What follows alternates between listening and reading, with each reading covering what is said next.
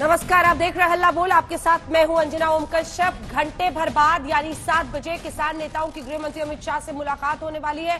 लेकिन उससे पहले बड़ी खबर के साथ हम शुरुआत कर रहे हैं, क्योंकि राष्ट्रपति से मुलाकात की तैयारी कर रहे हैं विपक्षी नेता। गृह मंत्री इधर आज 7 बजे बातचीत करेंगे और कल 5 बड़े विपक्षी नेता राष्ट्रपति से भी मुलाकात करने वाले हैं। इधर अमित शाह से मिलने वाले हैं 13 बड़े किसान नेता, जिसमें राकेश टिकैत भी शामिल है, गुरनाम सिंह, हनन मुल्ला।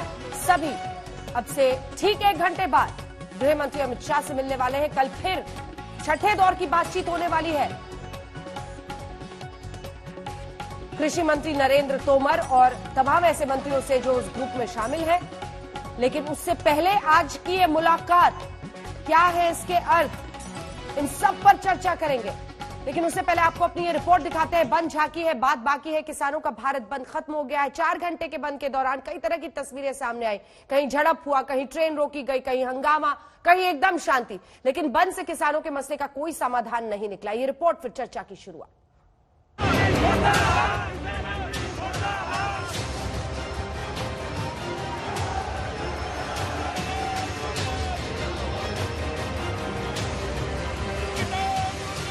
किसान आंदोलन के बीते दिन 13 और आज किसानों ने भारत बंद का ऐलान किया था। बंद शहर शहर, लेकिन 11 से 3 बजे के बीच कहीं दिखा असर तो कहीं रहा ये बंद बेअसर।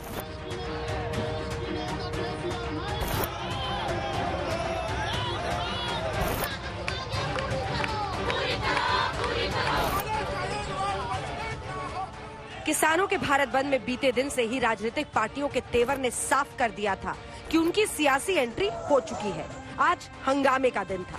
तभी दिल्ली में आम आदमी पार्टी, यूपी में समाजवादी पार्टी और बिहार में आरजेडी और पप्पू यादव की पार्टी का विरोध प्रदर्शन कई बार बवाल में भी बदला।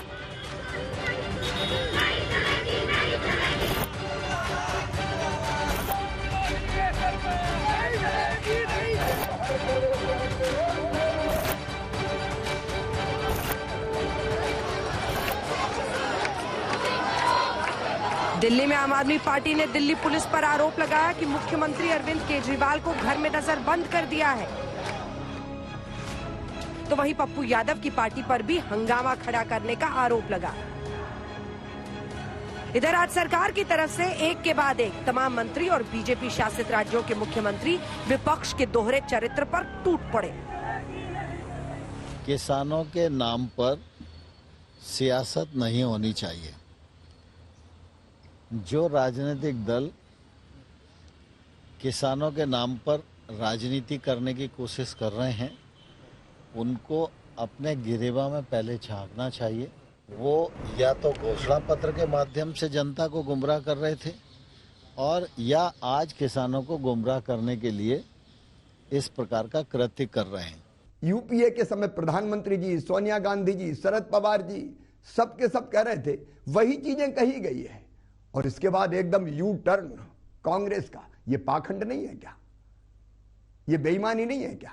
2019 में जो अपने मैनिफेस्टो में लेकर के आए थे कि हम मंडी कानून को निरस्त करेंगे, तो प्यार कर रहे थे क्या? जब उन्होंने 13 में सारे अपने कांग्रेस के मुख्यमंत्रियों की बैठक बुलाई और कहा कि फसल और सब्जियों को मंडियों के चंगुल से मुक्त करके किसानों को फ्री अवसर दो बेचने के लिए, तो क्या वो प्यार कर रहे थे किसानों से क्या? आज किसान संगठनों के नेताओं के साथ गृह मंत्री अमित शाह 7 बजे मुलाकात करने वाले हैं। वहीं कल कृषि मंत्री नरेंद्र तोमर एक बार फिर किसान संगठनों के साथ बैठक करने वाले हैं। सवाल यही कि आज के इस भारत बंद के घमासान से क्या सरकार पर दबाव बढ़ा या किसानों के मुद्दे हंगामे की भेंट चढ़ गए।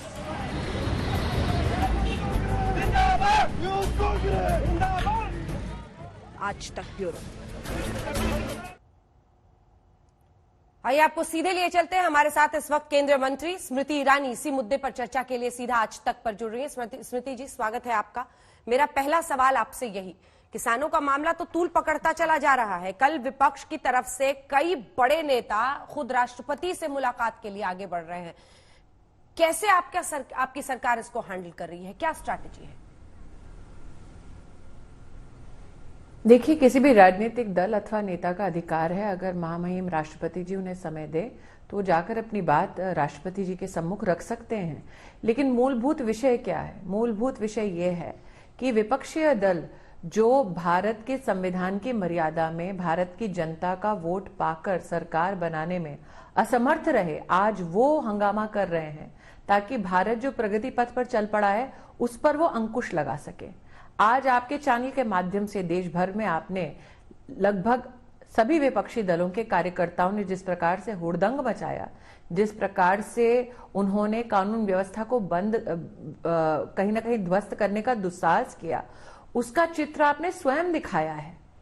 विपक्ष अपनी बंदूक चला रही है किसान के कांधे से, और विपक्ष की मंशा ही नहीं है कि किसान का उत्थान हो अथवा कृषि क्षेत्र में किसी प्रकार का एक बदलाव हो जिससे देश का किसान और उन्नत हो पाए, वो और समृद्ध हो पाए। ये विपक्ष की मंशा है ही नहीं। क्योंकि आपने जो अपने ओपनिंग स्टेटमेंट्स में दृश्य दिखाए कि किस प्रकार से कांग्रेस पार्टी हो, चाहे वो एनसीपी के नेता हो, चाहे वो डीएमके के नेता हो, इन सब लोगों ने यूपीए के कार्यकाल में बार बार इस बात का उल्लेख किया कि कृषि क्षेत्र में रिफॉर्म की जरूरत है। आज वही रिफॉर्म जब संसद के आशीर्वाद से राष्ट्र के सम्मुख प्रस्तुत होता है तो उसका विरोध विपक्षी पार्टी मात्र इसलिए कर रहे हैं क्योंकि वो अपनी राजनीति चमका सके। लेकिन अगर आपकी सरकार किसानों से बात करके उनको समझाने में सफल रहती तो आज का ये दिन ही नहीं देखना पड़ता।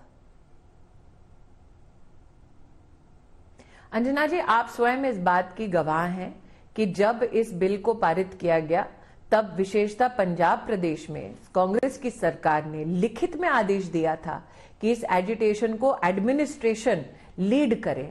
वो अपने आप में पहला संकेत पूरे देश को मिल गया था कि इस एजिटेशन का एक पॉलिटिकल रुख है जिसको ये पॉलिटिकल पार्टीज छिपाना चाहती हैं।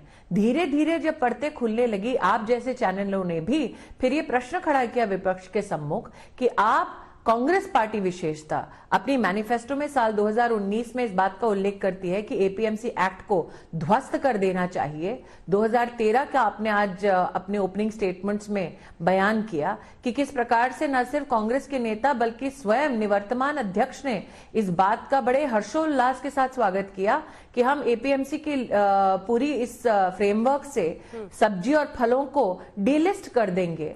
तो कांग्रेस के दोगलेपन के साथ साथ एनसीपी के जो हमारे निवर्तमान कृषि मंत्री थे यूपीए के कार्यकाल में शरद पवार जी, उन्होंने न सिर्फ चिट्ठियां लिखी देश भर में मुख्यमंत्रियों को कि आप एपीएमसी एक्ट को पूरा ध्वस्त करें अथवा उसको एक नया जामा पहनाएं, उन्होंने बाकायदा रिपोर्टर्स के साथ इंटरव्यूज किए हैं जिसमें उन्होंने कहा है कि इस प्रकार के रिफॉर्म की दरकार है। लेकिन अंजना जी, विपक्ष ने जब ये बिल संसद में आए थे चर्चा के लिए तब दो विशेष भ्रम चलाए। एक, एमएसपी ऑपरेशन देश में बंद हो जाएगा। बिल्कुल बंद नहीं हुआ। नरेंद्र मोदी सरकार ने सदन में और सदन के बाहर आश्वस्त किया एमएसपी ऑपरेशन चलता रहेगा। और मैं 2 सेकंड आपका इस विषय पे लूंगी। सितंबर महीने के बाद जो एमएसपी ऑपरेशन चला देश में, मैं मात्र अगर धान की बात करूं तो देश के 33 लाख किसान उसमें शामिल हुए। उन्होंने 336 लाख मीट्रिक टन अपना धान एमएसपी ऑपरेशन के माध्यम से सरकार ने उसकी खरीद की। 60,000 करोड़ से ज्यादा पैसा इन 33 लाख किसानों के खाते में गया, जिसमें से 60% किसान पंजाब से हैं। ये आज सबसे बड़ा प्रमाण है कि सरकार ने जो वचन दिया था सदन में और सदन के बाहर कि एमएसपी की पूरी व्यवस्था चलती रहेगी, 33 लाख किसान मात्र धान की खरीदी में, इसका जीता जागता उदाहरण है कि सरकार ने एमएसपी ऑपरेशन चलाया और बहुत सफलतापूर्वक चलाया। दूसरा भ्रम, दूसरा झूठ जो विपक्ष ने कहा था जब संसद में यह बिल प्रस्तुत हुआ कि मंडियां देश भर की भारत सरकार बंद कर देगी। भारत सरकार ने एपीएमसी एक्ट को हाथ तक नहीं लगाया। मंडी आज बंद करने का दुस्साहस कौन कर रहे हैं? विपक्ष के कार्यकर्ता जनता जनार्दन के ऊपर डंडे बरसा रहे हैं। ट्रेन राष्ट्रीय संपत्ति है, उसको रोक रहे हैं। ये कारनामे विपक्ष के आज आपके चैनल के माध्यम से ही तो देश भर में प्रस्तुत हो रहे हैं। लेकिन असल चुनौती तो किसानों को समझाने की है ना स्मृति जी, वो चुनौती है क्योंकि किसान अभी भी दिल्ली के किसान वार्ता के माध्यम से अंजना जी विश्वास क्यों नहीं कर रहे? वो जब खुद पीएम ने कहा है किसान वार्ता कोई नहीं हटा रहा, मंडी कोई नहीं हटा सकता। मैं तो कहती हूं अंजना जी, बातों से आगे बढ़ के प्रमाणित कर दिया आप धरातल पर। एक मंडियां चल रही हैं, एक भी मंडी बंद नहीं की भारत सरकार ने। दूसरा, एमएसपी के ऑपरेशन का अभी आपको मैंने मात्र धान की दृष्टि से ही हिसाब दिया है। तीसरा, अंजना जी, नरेंद्र मोदी की सरकार ने किसान के मांग के आधार पर नहीं, स्वेच्छा से किसान सम्मान निधि की शुरुआत की। किसी किसान ने देश के नरेंद्र मोदी से ये नहीं कहा था कि आप 6,000 रुपए सालाना 10 साल के लिए मुहैया कराइए। मोदी जी ने स्वयं इस व्यवस्था को किसानों के लिए खड़ी की। आज 1.5 साल के अंतराल में अंजना जी 14 करोड़ किसानों के बैंक के खाते में 93,000 करोड़ से ज्यादा की राशि जा चुकी है। सब ये मानकर चले थे जब विपक्ष की सरकार थी कि अगर किसान को खाद लेनी है, लाइन में खड़ा होना है, तो निश्चित रूप से लाठीचार्ज होता है। वो नजारा किसानों ने नरेंद्र मोदी के कार्यकाल में नहीं देखा है। नीम कोटेड यूरिया के संदर्भ में आपके ही चैनल के माध्यम से कई बार कार्यक्रम किए गए हैं। विपक्ष नहीं चाहता कि सुचारू रूप से कृषि उत्थान के लिए सरकार अग्रसर रहे। जो कांग्रेस का आरोप है कि हमने मनीष तिवारी को सुदृढ़ हो। जी, मैं एक सेकंड, एक क्वेश्चन इस पर है। एमएसपी पर चूंकि हम लोगों ने चर्चा की शुरुआत की थी, एमएसपी पर मनीष तिवारी का ये कहना है कि आपकी सरकार प्रोक्योरमेंट से बचना चाहती है, इसीलिए आप लिखित में ये गारंटी नहीं देना चाहते हैं। तो मनीष तिवारी जी देखिए, सबसे बड़ी, हाँ, मैं मनीष तिवारी जी का ये जो कथन है वो सबसे बड़ा झूठ इसलिए है क्योंकि मैंने अभी आपके लाइव इस शो पे आपको प्रमाण दे दिया है। क्या मनीष तिवारी का यह मानना है कि देश के वो 33 लाख किसान झूठे हैं जो एमएसपी ऑपरेशन में भारत सरकार के साथ अपने धान की खरीदी करवा रहे थे? क्या मनीष तिवारी का यह कहना कि एमएसपी ऑपरेशन सफलतापूर्वक भारत सरकार नहीं कर रही है झूठ नहीं है अंजना जी? जब 60,000 करोड़ से ज्यादा रुपया सितंबर के बाद 5 दिसंबर तक इन 33 लाख किसानों के खाते में सीधा गया है, क्या मनीष तिवारी इस बात को झुटला सकते हैं? बिल्कुल नहीं झुटला सकते। क्या वो इस बात को झुटला सकते हैं कि 336 लाख मीट्रिक टन धान की खरीद की है सरकार ने 33 लाख किसानों से? बिल्कुल नहीं झुटला सकते, क्योंकि एक खरीद, जैसा कि मैंने कहा, 60% ये किसान तो पंजाब से हैं, प्राइवेट प्लेयर्स पंजाब की मंडियों में हुआ उठा रहे हैं। तो क्या मनीष तिवारी पंजाब की व्यवस्था को झूठा? क्या मनीष तिवारी, अंजना जी, क्या मनीष तिवारी अब पंजाब की व्यवस्था को झुटला रहे हैं? प्राइवेट प्लेयर्स के पीछे वो ये कह रहे हैं कि प्राइवेट प्लेयर्स को किसान का संरक्षण, लेवल प्लेइंग फील्ड नहीं मिल रहा है, क्योंकि आप फार्मर्स को उनके साथ लेवल प्लेइंग फील्ड नहीं मिल रहा है, उन पर एमएसपी की बंदिश नहीं होगी, वो अपने हिसाब से किसानों के मतलब जिसे आर्म ट्विस्टिंग कहा जाता है, हाथ मरोड़ेंगे। कांग्रेस पार्टी के नेता किसान को इतना कम आंकते हैं अंजना जी। क्या किसान नहीं जानता कि उसका इनपुट कॉस्ट कितना है? क्या किसान नहीं जानता कि स्वामीनाथन कमेटी की रिपोर्ट, जिसको कांग्रेस पार्टी ने ठुकरा दिया बल्कि जिसपे अमल मोदी सरकार ने किया, क्या किसान नहीं जानता कि उसकी उपज में उसका कितना योगदान गया, कितने पैसे गए, और उसके ऊपर 50% या फिर 100% जो किसान की इच्छा है वो उस भाव पे अपना सामान बेचे? क्या मनीष तिवारी का या कांग्रेस पार्टी का मानना है कि भारत का किसान इतना जागृत नहीं है? और मैं, अगर आप बात कांग्रेस पार्टी की करते हैं तो आपका ध्यान आकृष्ट कर रही हूं, महाराष्ट्र में धुले जिले में एक किसान, जहां पर कांग्रेस की सरकार है, इस बिल के पारित होने से पहले दरबदर की ठोकरें खा रहा था। मकई की उसने अपनी उपज को बेचा, 3 लाख रुपए का उसका बकाया था, कहीं उसकी सुनवाई नहीं हुई। इस बिल के आने के बाद उस किसान ने इस बिल का सहारा लेके अपने लोकल प्रशासन में शिकायत दर्ज की। बिल में यह सुनिश्चित किया गया है कि किसान से अगर आप फसल खरीदते हैं तो आपको 3 दिन में पैसा चुकाना पड़ेगा। उसी बिल के उसी एक क्लॉज का संरक्षण पाकर उस किसान का भुगतान हुआ उस प्रदेश में जहां पर विपक्ष की सरकार है। मनीष तिवारी उस किसान के इस कथन को झुटला सकते हैं? लेकिन अब चुनौती है किसानों को समझाने की। सरकार किस हद तक जाने को तैयार है? क्या इस बारे में कुछ भी आप बताने की स्थिति में है? क्योंकि कल कृषि मंत्री से भी मुलाकात है, आज अमित शाह मुलाकात कर रहे हैं, देश के गृह मंत्री। वो कह रहे हैं तीनों कृषि बिल वापस लीजिए। क्या सरकार संशोधन की ही बात किसानों को समझा रही है? ये समझौता जो किसानों से होना है वो कैसे आगे बढ़ रहा है, स्मृति जी? अंजना जी, मेरा, क्योंकि आपका प्रश्न जो है टूट टूट कर आ रहा था आपके इस कैमरा टीम के माध्यम से, मैं जितना सुन पाई हूं उसके संदर्भ में इतना कहना चाहूंगी। लोकतंत्र की आधारशिला है संवाद, लोकतंत्र की सबसे बड़ी ताकत है चर्चा। भारत सरकार में न सिर्फ सर्वोच्च पदों पर आसीन मंत्रीगण, न सिर्फ हमारे भारत सरकार के अधिकारी, बल्कि भारत सरकार ने आज से 6 साल पहले डिजिटली भी एक माईगव के माध्यम से व्यवस्था कर दी थी ताकि देश का न सिर्फ किसान बल्कि साधारण नागरिक हर विषय पर पॉलिसी हो या कानून हो उस पे भारत सरकार के साथ संवाद स्थापित कर सके। तो मेरा यह मानना है कि एक सफल, स्वतंत्र और सशक्त लोकतंत्र की सबसे बड़ी ये ताकत यह है कि देश का एक साधारण किसान देश के कृषि मंत्री के साथ बैठकर चर्चा कर सकता है। और यही किसान जब विपक्ष को अपील करता है कि कृपया आप हमारी चर्चाओं को, हमारे विषय को पॉलिटिकली हाईजैक मत करें, तो विपक्ष इसी किसान की अनदेखी करती है, अनसुनी करती है। क्या आपको लगता है कितने किसान नेता ऐसे हैं जिन्होंने कहा कि विपक्ष का ऐलान है कि भारत बंद कीजिए, किसान नहीं चाहता। कौन सा किसान चाहता है कि हिंदुस्तान रुक जाए? क्या आपको लगता है कि कृषि मंत्री के आगे बढ़कर अब गृह मंत्री तक बात हिंदुस्तान पहुंची है? चलता रहे, अमित सशक्त शाह रहे, खुद मुलाकात यही तो कर रहे भावना हैं। हर हिंदुस्तानी की है। जी, प्रधानमंत्री भी अगर किसी तरह से फोर फ्रंट पर अपनी जी। बात को कहते हैं तो एक बड़ा कदम साबित होगा विश्वास जीतने में। प्रधानमंत्री जी अपनी बात हर विषय पे और विशेष कृषि विषय पे मन की बात से कह चुके हैं। आजकल अगर आप उनके कितने कार्यक्रम जो रिफॉर्म के एजेंडास पे चलते हैं, चाहे वो राष्ट्रीय स्तर के हों या अंतर्राष्ट्रीय स्तर के हों, प्रधानमंत्री जी तो अपनी वार्ता और इस बिल के संदर्भ में और कृषि उत्थान के समर्थन में अपनी बातों को रख ही रहे हैं। विषय ये है कि ये चर्चाएं गुप्त रूप से नहीं हो रही है, सार्वजनिक हो रही हैं। फिर भी अगर कोई ये आशंका व्यक्त करता है कि किसानों से कोई चर्चा नहीं कर रहा, तो इससे बड़ी मिथ्या और क्या होगी। एक आखिरी सवाल आपसे, और वो उस शख्स को लेकर जिसको आपने पटकनी अमेठी में दी, लेकिन कांग्रेस पार्टी के बड़े नेता राहुल गांधी वो कह रहे हैं कि ये काला कानून है और उनकी पूरी पार्टी लगातार इसका विरोध करेगी, पूरी ताकत वो झोंक रहे हैं किसानों के साथ। इस पर आपका जवाब। राहुल गांधी की अगर किसानों के प्रति सहानुभूति होती तो क्या वो संसद से गायब होते जब कृषि बिल पर चर्चा हो रही है? राहुल गांधी की अगर किसानों के प्रति सहानुभूति होती तो क्या वो उनके कार्यकाल में साल 2009 से लेकर साल 2014 तक मात्र 3 लाख करोड़ का एमएसपी ऑपरेशन कराते?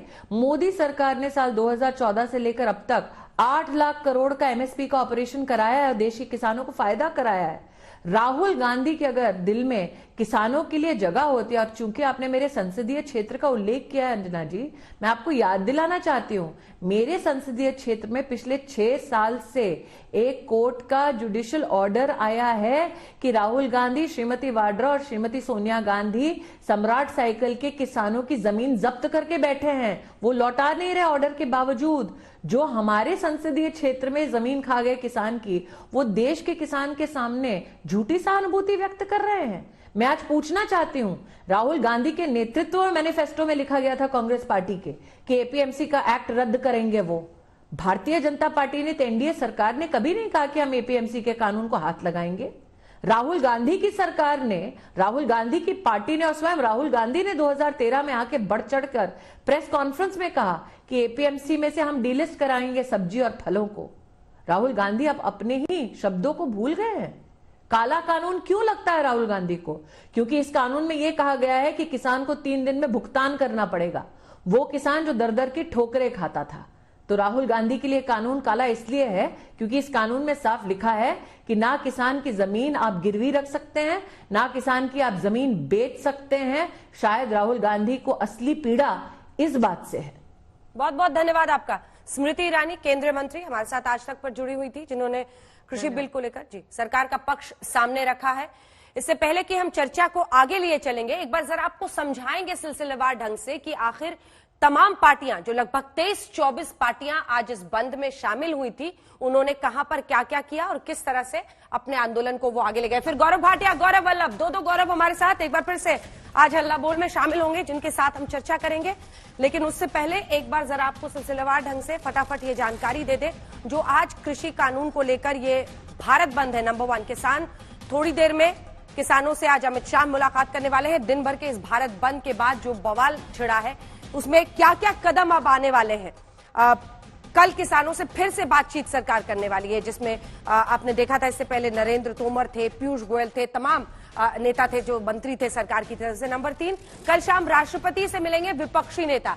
जिसमें बताया जा रहा है कि कई बड़े नेता हो सकते हैं, शरद पवार भी उनमें शामिल हो सकते हैं। तो ये अलग अलग पार्टियों की जो बवाल आप देख रहे हैं कृषि बिल के आसपास, आज कृषि मंत्री से मिले हैं हरियाणा के मुख्यमंत्री। और इससे पहले कि हम आगे बढ़े और फटाफट अपने मेहमानों के पास चले, आइए आपको सीधे लिए चलते हैं। इस वक्त अरविंद केजरीवाल दिल्ली के मुख्यमंत्री पीसी कर रहे हैं प्रेस कॉन्फ्रेंस। जेल में डाल देते थे, आंदोलन को कमजोर कर देते थे और एक आध दिन में आदमी फिर चला जाता था।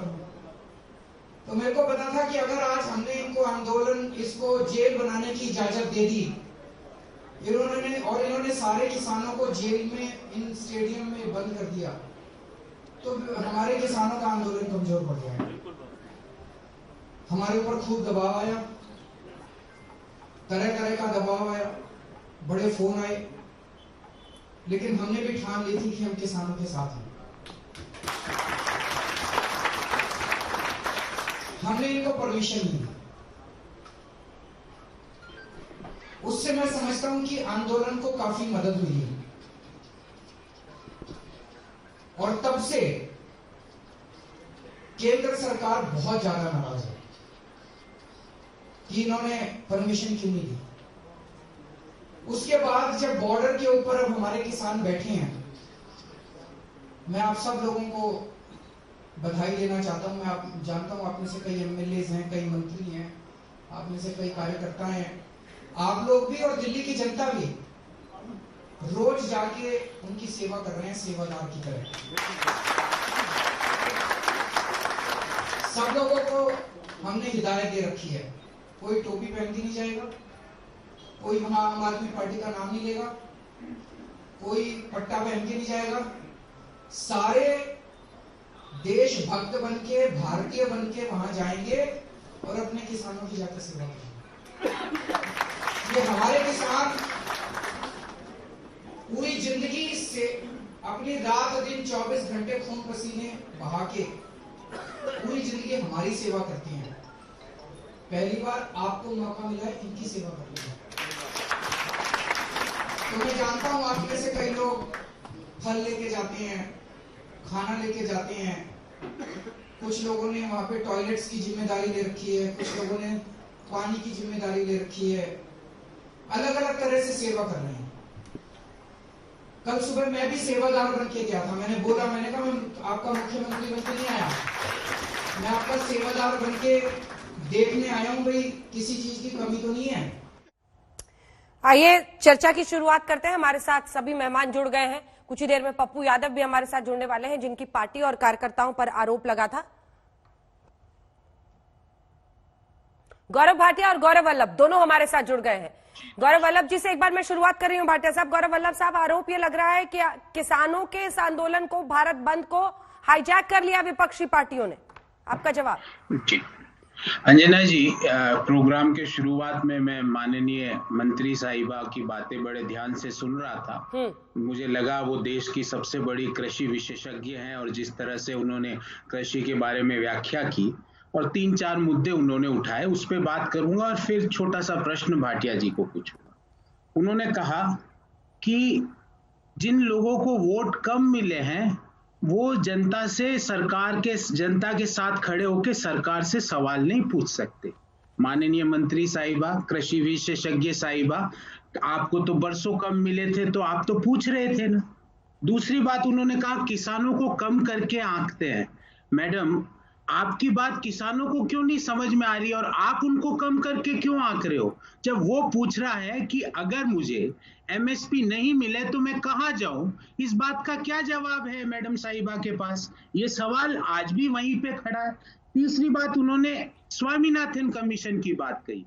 देखिए, मंत्री साहिबा के मुख से असत्य वचन शोभा नहीं देते। कैबिनेट मंत्री, इतनी सीनियर कृषि विशेषज्ञ मंत्री ने कहा स्वामीनाथन कमीशन। देखिए, स्वामीनाथन कमीशन में साफ तौर से लिखा हुआ है C2 + 50%। आप C2 पे नहीं दे रहे हैं, आप किसी से भी पूछवा लीजिए। फिर उन्होंने एक महाराष्ट्र के किसान जितेंद्र भोई का हवाला दिया और अंजना जी, मैं आज तक की रिपोर्ट का कोट कर रहा हूं। आज तक आज तक की रिपोर्ट कह रही है कि जितेंद्र भोई जो धुले का किसान है, जिसका जिक्र माननीय प्रधानमंत्री जी ने अपनी मन की बात कार्यक्रम में किया, उसने कहा कि इन 3 काले कानूनों में एमएसपी नहीं है, मैं इनका विरोध करता हूं। आज तक की रिपोर्ट है। माननीय मंत्री साहिबा ने वहां पे भी असत्य वचन बोल दिया। फिर मंत्री साहिबा ने कहा किसान जागृत है। मैडम, हम भी कह रहे हैं किसान जागृत है। वो बार बार आपसे पूछ रहे हैं कि आप प्राइवेट मंडियों में अगर मुझे एमएसपी नहीं मिली तो आप उसकी लिखित व्याख्या और गारंटी क्यों नहीं दे सकते? माननीय मंत्री साहिबा, अगर किसी हिंदुस्तान के किसान को एमएसपी नहीं मिले तो वो क्या आपके पास आ जाए? आप उसको इंश्योर कराती है? आपने ये सवाल शायद अंजना जी समय की कमी के कारण उनसे पूछा नहीं होगा। हमने पूछा उनसे। गौरव बल्लभ जी, आप सुनते उतना ही है जितना आप सुनना चाहते हैं। मैंने कहा था कि लेवल प्लेइंग फील्ड किसानों को प्राइवेट कंपनियों के खिलाफ नहीं मिलेगा, क्योंकि वहां पर बंदिश नहीं है। वो उनको ब्लैकमेल करेंगे, आर्म ट्विस्टिंग करेंगे, हाथ मरोड़ सकते हैं। वही शब्द में पूछा था, आप वही सुनते हैं सर जो सुनना चाहते हैं। फिर भी आपको गौरव जी से एक सवाल भी पूछना था, वो पूछ लीजिए। अंजना जी, अगर आपने पूछा तो मैं आपके शो में आपसे माफी मांगता हूँ। मैंने नहीं सुना, मैं आपसे माफी मांगता हूँ। कोई बात नहीं, जल्दी से पूछ लीजिए। गौरव भाटिया से आप एक सवाल पूछना चाह रहे थे। सवाल ये है गौरव भाटिया जी कि किसान क्या मांग रहा है? किसान कह रहा है कि मेरे को एमएसपी कैसे मिलेगी, कब मिलेगी और कहां मिलेगी, इसकी व्याख्या इन तीनों काले कानूनों में क्यों नहीं है? अगर आप इन तीनों चीजों की व्याख्या का जवाब नहीं दे सकते तो ये काले कानून है, इसे आपको स्वीकार करना पड़ेगा। और भाटिया जी, कृपया करके माननीय प्रधानमंत्री जी का विरोध टीवी चैनल पे मत किया कीजिए, अच्छी बात नहीं है। क्योंकि प्रधानमंत्री जी जब 2011 में गुजरात के मुख्यमंत्री थे तो उन्होंने तो बड़े रिपोर्ट में कहा, उनकी अध्यक्षता में रिपोर्ट पारित हुई, उसमें कहा कि किसान को एमएसपी लिखित रूप में मिलनी चाहिए। जवाब आप टीवी में बैठ के प्रधानमंत्री जी का विरोध करते, गलत बात। गौरव भाटिया जी, देखिए अंजना जी, स्मृति पूरा देश सुन रहा था, बड़ी ईमानदारी से तो के आधार पे सारी बातें किसानों से हमारी बातचीत चल रही है। और आपने बिल्कुल सही कहा, ये हाईजैकर्स कौन आ गए हैं? ये कौन हाईजैक करना चाह रहा है किसानों का आंदोलन? और बार बार इन्होंने कहा कि कृषि विशेषज्ञ, मुझे लगता है इनकी पार्टी का एक ही कृषि विशेषज्ञ है जो कहता है मशीन में आगे से आलू डालो पीछे से सोना निकलेगा।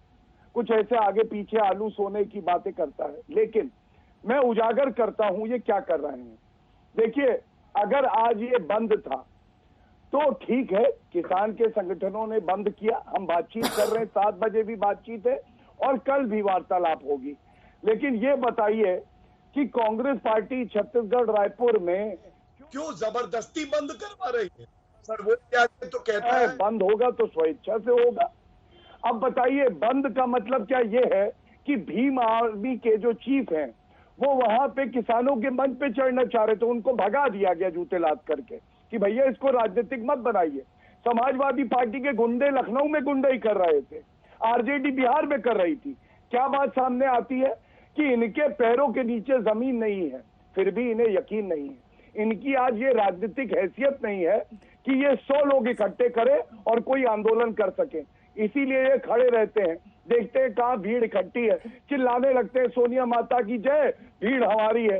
लेकिन देश जानता है ये दोहरी राजनीति अब नहीं चलेगी। दूसरी बात, इन्होंने करी एमएसपी की। मैं आपका ज्ञानवर्धन कर दूं और बता दूं, 2006 से 2014 तक C2, A2, P2 सारा पढ़ते आप, लेकिन आपने नहीं पढ़ा, आपने डस्टबिन में डाल दिया, किसानों का अपमान किया। और उसके बाद नरेंद्र मोदी जी ने 1.5 गुना एमएसपी करी। MS स्वामीनाथन जी का टाइम्स ऑफ इंडिया का लेख देखिएगा, उन्होंने तारीफ करी नरेंद्र मोदी जी की। दूसरी बात, एमएसपी समाप्त नहीं होगी अंजना जी, ये बात भी स्पष्ट कर दी गई है। ये जो 3 कानून आए हैं इसका एमएसपी से लेना देना नहीं है, लेकिन एक सहूलियत जरूर है सेक्शन 5 में। अगर मेरे मित्र पढ़ें, उसमें लिखा है कि जब करार करेंगे किसान तो किसी भी इंडेक्सी का, किसी भी मापदंड का इस्तेमाल कर सकते हैं जिसमें एमएसपी भी आएगी। तो अगर उन्हें मंडी सूट करेगी तो मंडी में बेचेंगे, वरना एक और विकल्प बाजार तैयार किया है। और जो वादा इनका मैनिफेस्टो है अंजना जी, कोई पार्टी भारत की ऐसी नहीं होगी, इंग्लिश के मैनिफेस्टो में सीरियल नंबर 11 में लिखती है रिपील कर देंगे एपीएमसी एक्ट, और हिंदी में लिखती है संशोधन कर देंगे। मतलब हिंदी वालों के लिए अमेंडमेंट, अंग्रेजी वालों के लिए रिपील। ये तो क्राइम मास्टर गोगो 50 साल के अपरिपक्व बालक ही कर सकते हैं। दूसरी बात, आप गौरव भाटिया जी, ये देखिए, गौरव भाटिया जी, आप कांग्रेस पर कटाक्ष कीजिए। कांग्रेस विपक्ष ये कर रही है, वो कर रही है। ये सिंघू बॉर्डर की तस्वीरें आ रही है, एक बार फुल स्क्रीन दिखाइए। मशाल लेकर वहां पर महिलाएं, देखिए ये जो भी कृषि बिल को लेकर जो आंदोलन है ये बड़ा हो रहा है, उसका प्रमाण दिख रहा है। आपकी सरकार भी लगातार बातचीत कर रही है, इसके बीच विपक्ष भी अपने तरीके से पूरे मामले को बुनाने की कोशिश कर रहा है। इसमें भी कोई दो राय नहीं है, इसमें भी कोई दो राय नहीं है। एपीएमसी एक्ट पर क्या स्टैंड था, क्या स्टैंड अब है, वो सब दिख रहा है। लेकिन सवाल है कि किसानों को आपको समझाना है, सुलह का रास्ता आपको निकालना है। अब आप सरकार है, कांग्रेस के पुराने कागज कब तक दिखाते रहिएगा सर? मैं नहीं दिखाऊंगा। अगर आप राजनीतिक चर्चा ना करती, गौरव वल्लभ ना पूछते सवाल, तो मैं नहीं दिखाता। आप किसानों की बात कर लेते हैं, मंजिल मिल ही जाएगी बात करके ही सही। गुनहगार तो वो हैं जो अराजकता की बना रहे हैं दही। मतलब आप मुझे बताइए, आज 7 बजे बातचीत है, कल फिर से बातचीत है, और सबसे बड़ी बात है जब अध्यादेश आया और उसके बाद जब कानून पारित हुआ, उसके बीच में 92 लाख किसानों से और नागरिकों से बातचीत करी गई वेबिनार के थ्रू, क्योंकि कोविड का समय था। आप बताइए, पार्लियामेंट में चर्चा हुई 5 घंटे और 7 घंटे, लोकसभा और राज्यसभा में। राहुल गांधी क्यों नहीं आए पार्लियामेंट में चर्चा करने, ये बिंदु उठाने? तो मैं इतना ही कहूंगा, सारे हल निकलेंगे। किसान हमारा सम्मान है, हमारी पहचान है अंजना जी। और आप देखेंगे आज 7 बजे की बैठक आपका चैनल बता रहा है, और कल जो बैठक होगी उसके बाद सब समझ जाएंगे। ठीक है, गौरव भाटिया जी जो कह रहे हैं उसका जवाब गौरव वल्लभ जी। और ये स्मृति जी ने भी कहा था कि राहुल गांधी जब कृषि बिल पर चर्चा हो रही थी क्यों नहीं आए? जी इन्होंने कहा कि हमने कंसल्टेशन किया और एक डाटा आंकड़ा दिया अंजना जी, या तो हो सकता है गलत दे दिया हो, तो अगर गलत दे दिया हो तो सुधार ले। इन्होंने कहा 96 लाख का मतलब होता है 1 करोड़ में 4 लाख कम। भाई साहब 96 लाख हिंदुस्तान ही नहीं, दुनिया में अभी तक 96 लाख लोगों का कंसल्टेशन कोई चीज पे नहीं हुआ। थोड़ा तो पढ़ के आइए, झूठे आंकड़े कब तक दे। दूसरी बात प्लीज मेरे बीच में ना बोलिए, मैं आपके बीच में नहीं बोला, मैं आपके बीच में नहीं बोला भाई साहब, मैं आपके बीच में नहीं। फिर इन्होंने कहा कंसल्टेशन, मैंने तो आज तक की रिपोर्ट दे दी अंजना जी।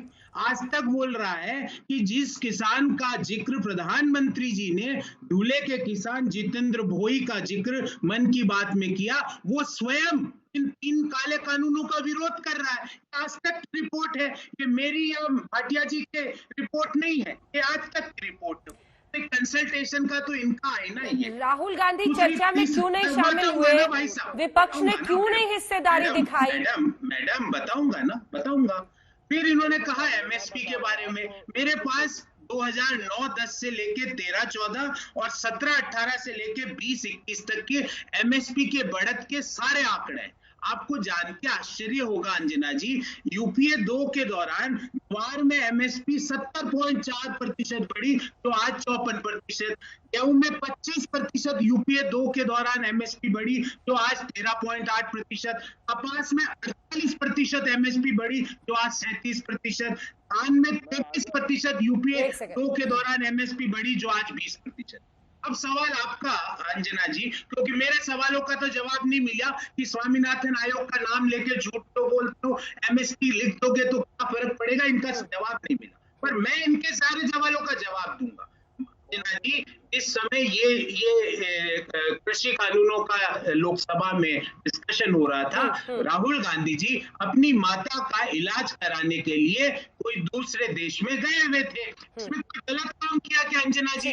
आपकी और मेरी माँ बीमार हो जाए तो क्या आप आज तक से लोगे कि नहीं अंजना जी? बिल्कुल नहीं। इस तरह की पर्सनल प्राइवेट चीजें जो होती है, ठीक है आपने साफ कर दिया, स्पष्ट कर दिया, अच्छी बात है। लेकिन इससे पहले कि हम आगे बढ़े, अब देखिए गौरव वल्लभ जी, सवाल ये भी है ना कि बीजेपी अपनी तरफ से तो पूरे के पूरे उनके शीर्षस्थ नेता है, मुख्यमंत्री से लेकर मंत्री सब आ रहे हैं आज सामने। 2 मुख्यमंत्री, हम जल्दी से आपको सुना देते हैं फिर इस पर रिएक्शन लेंगे। 2 मुख्यमंत्री बीजेपी शासित राज्यों के सामने आए, क्या उन्होंने कहा है जल्दी से सुनिए। भारत। यूपीए की चेयरपर्सन थी सोनिया गांधी जी, श्रीमती सोनिया गांधी जी। प्रधानमंत्री जी थे श्रीमान मनमोहन सिंह जी, जो वकालत करते थे कि कृषि कानूनों में यह सुधार होना चाहिए।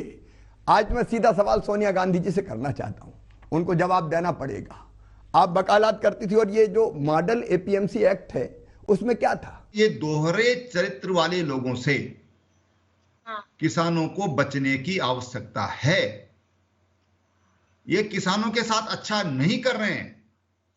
कांग्रेस डूब चुकी है और आज वो किसानों के कंधे पर बंदूक रख करके और केंद्र सरकार पर निशाना लगा रहे हैं। अब हमारे साथ पप्पू जी भी जुड़ गए हैं। पप्पू यादव जी जल्दी से, लेकिन गौरव भाटिया जी जवाब दीजिए उनकी बातों का। वो कह रहे हैं कि सरकार में आप हैं, सरकार को जवाब देना चाहिए। ऐसे में उन्होंने पर्सनल रीजंस बताए और इन बिंदुओं पर बहस करके देश को हासिल नहीं होगा। बड़ी चुनौती आपके सामने। नहीं अंजना जी, देखिए सबसे पहले तो मैं ये कहूंगा किस बात का उत्तर दिया इन्होंने। एपीएमसी एक्ट रिपील करेंगे, अंग्रेजी का इनका मैनिफेस्टो कहता है, इन्होंने उत्तर नहीं दिया उस पर। हिंदी का कहता है संशोधन, ये भूल गए। दूसरी बात, इन्होंने कहा सोनिया गांधी जी की तबीयत नहीं ठीक थी। ठीक है, राहुल गांधी जी वहां गए, क्या सूचना दी थी लोकसभा अध्यक्ष को? क्या किसानों को ये बात कभी बताई थी? और बाकी सब छोड़िए, आप तो किसानों के साथ खड़े होते हैं ना। मैं पूछना चाहूंगा, राहुल गांधी आपको दिखाई दिए क्या इन 10, 11, 12 दिनों में? मुझे नहीं दिखाई दिया। हाँ, ट्रैक्टर में एक बड़ी सोफा लगाए हुए, गद्दी लगाए हुए बैठे हुए थे। जहां जाएंगे गद्दी चिपकी रहेगी और उसके साथ साथ आंदोलन करेंगे, ये सत्य है। दूसरी बात, मैं एक बात और कह दूं आपके चैनल पे, ये इतने बड़े झूठे हैं कि इनके मैनिफेस्टो का राजस्थान का, छत्तीसगढ़ का मेरे हाथ में है। गंगा जल की कसम ली थी इन्होंने, गंगा जल हाथ में लिया और कसम ली 10 दिन में कर्जा माफ कर देंगे किसानों का। उत्तर प्रदेश में हमने 37,000 करोड़ रुपए किसानों का माफ किया। आज गौरव वल्लभ जी कह दे आज तक पे, हाँ 10 दिन में सारे किसानों का राजस्थान में, छत्तीसगढ़ में आपने कर्जा माफ किया और मध्य प्रदेश में भी यही कहा था जहां 1 साल की आपकी सरकार रही। बोल दीजिए आज तक पे, दूध का दूध और पानी का पानी हो जाएगा। जी, अब अंजना जी मुझे 30 सेकंड का समय दीजिए। क्या ये सत्य नहीं है अंजना जी कि यूपीए 2 के दौरान ही 70,000 करोड़ रुपए के किसानों के कर्जे माफ हुए और प्रधानमंत्री मोदी जी के पहले कार्यकाल में 6,60,000 करोड़ रुपए के कर्जे जो सूट बूट के दोस्तों के थे उसको बट्टे खाते में डाला गया? क्या ये सत्य नहीं है? मैंने इनसे बार बार पूछा, इन्होंने व्यक्तिगत आरोप लगाए, हमारे नेताओं को गालियां बोली, बोल लो, पर किसानों को एमएसपी तो देनी पड़ेगी भाई। अरे सर, वो बार बार पेपर दिखा रहे हैं, उस पर एक क्लैरिटी दे दीजिए ना। अंग्रेजी में रिपील करना और हिंदी में संशोधन, क्या मतलब था? कानून वापस लेना चाहते हैं आप सरकार को या संशोधन से खुश है? क्या चाह रहे हैं? बिल्कुल अंजना जी, मैं उसका क्लैरिटी दे दूंगा, पर प्रधानमंत्री जी का विरोध ये करते हैं यहाँ बैठ के टीवी चैनल पे।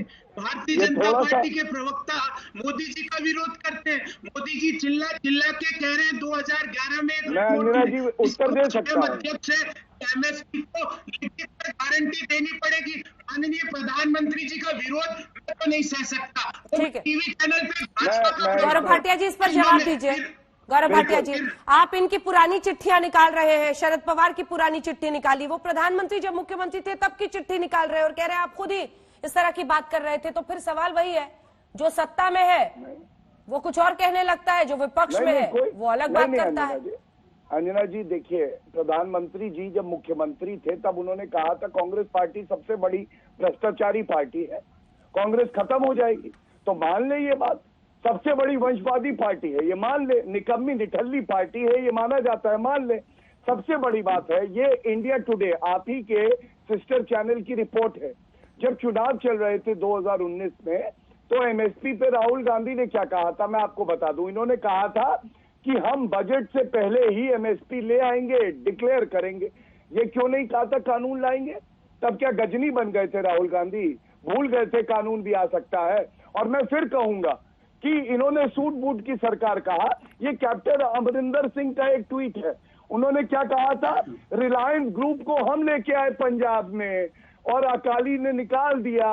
रिलायंस ग्रुप के साथ साठगांठ खुद मान रहे हैं वो। तो सूट बूट की सरकार किसकी है। लेकिन ये सब बातें छोड़िए, मैं एक मोटी बात कहूंगा, भारतीय जनता पार्टी हमेशा से किसानों के साथ खड़ी रही है। अंजना जी, आप याद करिए 2019 के चुनाव के दौरान ये इसी तरह की अनर्गल बातें करते थे। क्या जनता ने, किसानों ने, मजदूरों ने, महिलाओं ने, युवाओं ने, छात्रों ने कांग्रेस को उसका असली चरित्र नहीं दिखाया, उसकी असली हैसियत नहीं दिखाई? वो इसीलिए दिखाई क्योंकि जनता जान गई है ऐसा कोई सगा नहीं जिसको कांग्रेस ने ठगा। गौरव वल्लभ जी, एक सवाल मैं आपसे पूछना चाहती हूँ सर, एक सेकंड ठहर के, क्योंकि देश भर से अलग अलग जगहों से रिपोर्ट आ रही है। एक तो ये सच्चाई है कि मंडी सिस्टम को खत्म करना है, बिचौलियों को खत्म करना है, ये आपके भी तमाम नेताओं ने वक्त वक्त पर बोला है और बतौर उस वक्त के कृषि मंत्री शरद पवार ने भी कहा है। मेरा सवाल आपसे यह है कि देश भर में कई जगहों से स्टोरीज आ रही हैं जो किसान अब खुले बाजार में अपनी फसल बेच सक रहे हैं या बेचने के लिए आगे बढ़ रहे हैं, उनमें खुशी है इन संशोधनों को लेकर, इस कृषि बिल को लेकर, उनका क्या? जी अंजना जी, आप देखिए कितना हिपोक्रेसी, ये तो पुरानी बातें कर रहे हैं। मैं तो आपको कल की बात, परसों की बात बताता हूँ। प्रधानमंत्री जी कहते हैं 1 नेशन 1 मार्केट इन 3 काले बिलों का उद्देश्य है। माननीय शिवराज सिंह चौहान बोलते हैं कि अगर कोई दूसरे राज्य का ट्रैक्टर या कोई किसान मेरे को मध्य प्रदेश में अपनी उपज बेचता दिखा तो उसको जेल में डाल दूंगा। माननीय खट्टर जी कहते हैं हरियाणा प्रदेश में अगर कोई दूसरे देश का आदमी बाजरा लेकर आया तो मैं उसका ट्रैक्टर, उसका 4 व्हीलर जब्त कर लूंगा। कौन झूठ बोल रहा है? खट्टर जी और शिवराज जी झूठ बोल रहे हैं कि माननीय मोदी जी झूठ बोल रहे हैं। फिर इन्होंने बार बार जिक्र किया कि शरद पवार जी और यूपीए 2 में चिट्ठी लिखी गई। अंजना जी, ये चिट्ठी मेरे हाथ में है। इस चिट्ठी में कहां लिखा गया है कि प्राइवेट मंडियां खुलवा के, अपने सूट बूट के दोस्तों की मंडियां खुलवा के हम हिंदुस्तान की 30 लाख करोड़ रुपए की खेती अपने दोस्तों के हवाले कर देंगे। इस चिट्ठी में कहां लिखा हुआ है कि हम एमएसपी को सुरक्षित नहीं रखेंगे? यदि आप किसान अपनी सुरक्षा के लिए एमएसपी मांग रहा है तो ये लिखने में इनको क्या गुरेज है? ठीक है, लेकिन बिचौलियों का खात्मा होना चाहिए, नहीं होना चाहिए? बिचौलियों का खात्मा होना चाहिए, नहीं होना चाहिए? एमएसपी जो मांग की बात आप कर रहे हैं वो ठीक है, वो उसको जरा साइड करते हैं। मुझे बताइए बिचौलियों पर अभी कांग्रेस पार्टी का करंट स्टैंड क्या है? क्या एपीएमसी एक्ट केरला में नहीं है तो वो एंटी फार्मर सरकार है? अंजना जी, आपने जितनी सुदृढ़ता से अभी किसानों के फेवर में बात कही, मैं आपको सैल्यूट करता हूं कि एमएसपी किसानों को लिखित में मिलनी चाहिए। कि सरकार की ओर से भी एक स्टेटमेंट तो है। ये तो यहाँ दिन भर कहते हैं किसान जो लाखों किसान सड़क अपना वाला सवाल गप कर गए, उनको भड़काया जा रहा है, अपना वाला सवाल गप कर गए। नहीं, मैं गप नहीं करता हूँ अंजना जी, आपको केरला, मैं हर सवाल का जवाब केरला एंटी फार्मर है, एपीएमसी एक्ट नहीं है तो बिचौलिए बने रहने चाहिए। अंजना जी, सवाल मुख्य ये है कि एमएसपी मिलनी चाहिए कि नहीं। आप इस बात का उत्तर दिलवा दीजिए। किसान तो सिर्फ एमएसपी पर मानने को तैयार नहीं, और एमएसपी पर तो सरकार को रास्ता खोजना ही पड़ेगा। और गौरव भाटिया जी, ये रास्ता आपकी सरकार को निकालना ही पड़ेगा, क्योंकि किसान एमएसपी पर भी अड़े हुए। इसी के साथ तीनों कृषि बिल भी कह रहे हैं वापस करेंगे, और ये भी कह रहे हैं कि जब तक ये बिल वापस नहीं होता है हम आंदोलन खत्म नहीं करेंगे, और आगे जो बिल बनेगा उसमें किसान के नुमाइंदों को उस कृषि बिल की ड्राफ्टिंग में शामिल किया जाए। बहरहाल बड़ी चुनौती सरकार के सामने। अमित शाह की मुलाकात कुछ ही देर में होगी किसान संगठनों के नेता से, और कल कृषि मंत्री मिलने वाले हैं।